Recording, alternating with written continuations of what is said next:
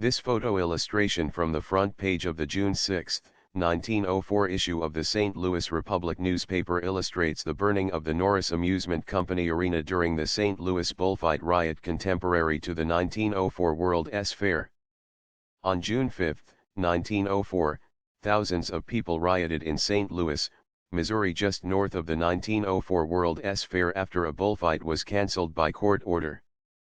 This St. Louis bullfight riot resulted in a handful of injuries and the complete destruction, by fire, of the Norris Amusement Company Arena. The riot disrupted the World S Fair for one day, and one bullfighter murdered another shortly after the riot, an action indirectly attributed to the incident.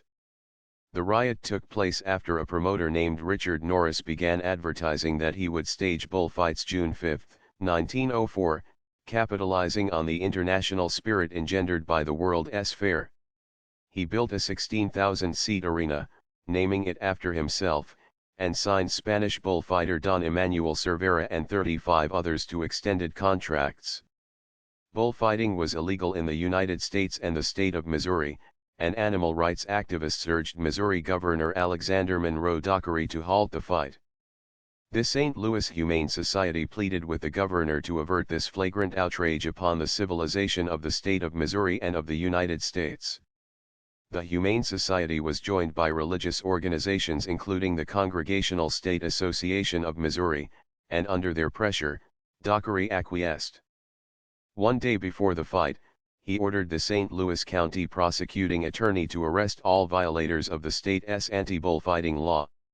Despite the controversy, Norris sold more than 8,000 tickets at $1 apiece to the bullfight. With the World S Fair closed on Sunday, the day of the fight, Norris hired members of the Fair's Wild West show to begin the bullfight with a demonstration of horsemanship. This was followed by a lacrosse demonstration, but the crowd began to become agitated with the wait for the bullfight. Just as the arena's announcer began to introduce Cervera, a deputy sheriff stepped into the arena and told the announcer the fight was not permitted.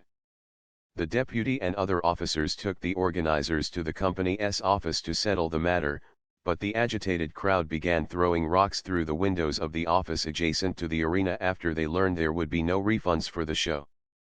During the fracas, a man standing on the porch of the company office and demanding a refund was struck by a rock and injured.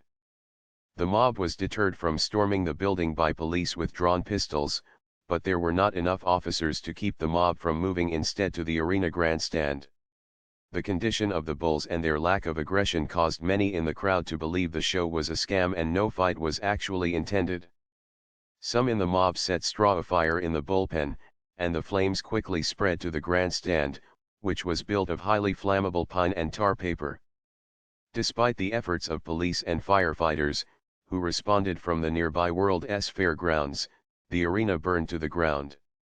2 days after the riot, Cervera was killed by fellow bullfighter Carlton Bass as the two fought over payments from the aborted fight.